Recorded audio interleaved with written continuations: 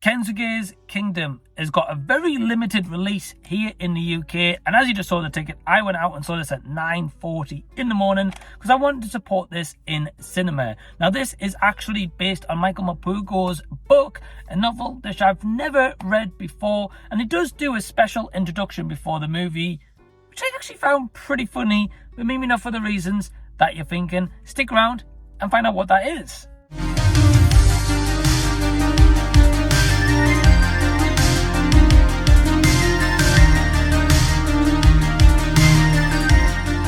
Hey everyone, what's going on? Welcome to the channel and thank you so much for taking your own time out to check out this review. My name is Mike if you're brand new here, and yes, I got to saw Kensuké's Kingdom before it leaves UK cinemas, with this only having one showing per day. Now I do know that while I'm recording this, it's actually half term here in the UK, but I still feel as if it's a shame because I was the only person in the cinema. Now in my intro I did mention about Michael Morpurgo's introduction before the movie starts, basically thanking everyone to check out the movie, and what I found pretty funny. Well, as I say, it's not for the reason you think. Well, basically he comes on, gives it quite a quick plot synopsis about the movie, and then he's like, oh, I really wish I could be with you all here today and watching the movie with you. And I'm like, you want to be sat with a 33-year-old man watching Kensuké's Kingdom in an empty cinema? Okay, you know, whatever floats your boat. But it's only just a joke, guys. I just thought that was pretty funny when they had it. And anyway, Kensuké's Kingdom. Okay, so this is a one I went in completely blind, didn't see any trailers. I knew nothing about this. As I mentioned, I've never read the book, novel, kids book, whatever you want to call it. And the plot synopsis is Michael, along with his family, are traveling along the seas. One day, he gets washed overboard and he lands on this land, and this happens in the first 10-15 minutes, guys, so not really a spoiler. When he's there, he eventually meets an older gentleman called Kensuké, who actually turns out has been on the land for quite some time. That's all I'm going to say. I know it's very brief, it's very vague, but I don't want to say too much for spoilers if you are going in like myself and knowing absolutely nothing, or even how this may play out. So this is definitely an interesting movie because this is basically 2D animation, and I think the animation itself is absolutely beautiful.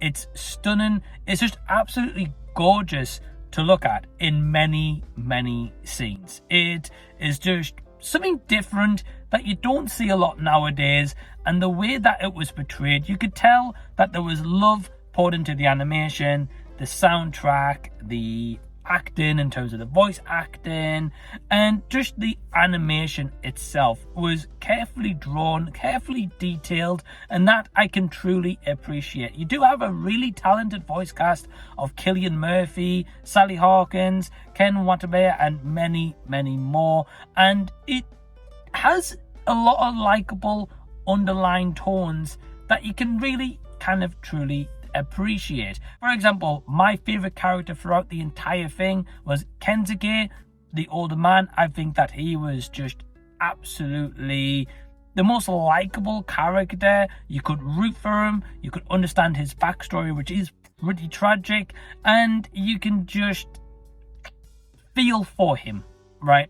Whereas Michael, on the other hand, this young boy who gets washed ashore and landed onto shore, as I said, it's kind of tough. I don't know exactly how old he is in this, right? But the voice actor didn't quite match up to the character. It felt like a little bit too much young sounding for the actual character. But also Michael, for pretty much 2/3 of this movie, makes dumb decision after another.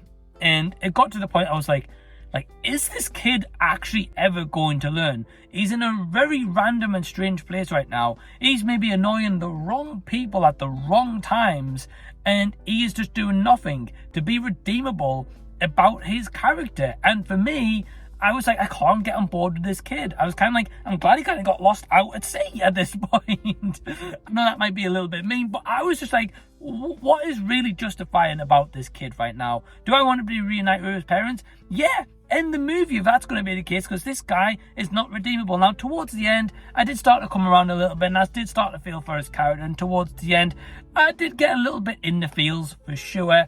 But I think the problem is, despite the praise that I've given it, and despite the awesomeness of Kensuke, there isn't much depth to the family. When Michael goes missing, we basically don't see the family kind of until the end, being vague for spoilers, but in that time we don't see even a little quick scene with them like looking out at sea, being like, Michael, where are you?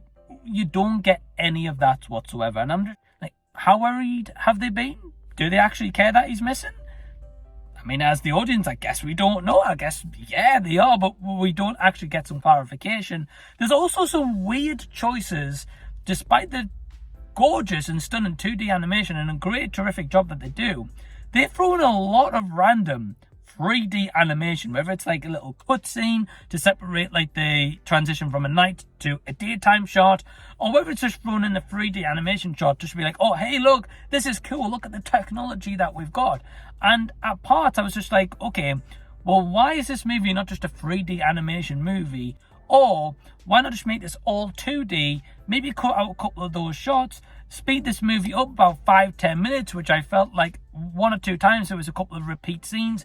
We could have done that. The pacing would have been a lot better, and you would have had maybe a big hit on your hands. But instead, I think it falters due to those negatives that I've mentioned, especially for me, and also the fact that I think this should have been kind of a streaming movie, which is a shame because I'm glad that I supported it in cinema, and I will always try and recommend people to rush out to cinema to see this. But when you only show one showing per day, and for me, that was at 9:40 in the morning. Now, not everyone is a crazy 33-year-old man that will rush out in the morning to go see a movie like this.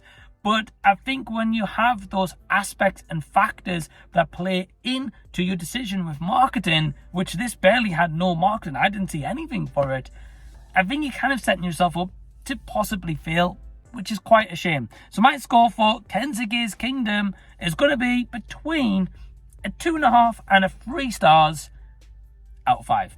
Hope you guys enjoyed my review. If you want to see more from me that you won't get here on YouTube, you definitely check out Patreon. Links down below in the description box from only £2 per month. And I do want to give a big thank you to all the people who do support my Patreon. They're absolute legends. In the meantime, if you haven't seen these videos of mine, click over here. Check those videos out. Till next time I see you guys, I'll be seeing you later.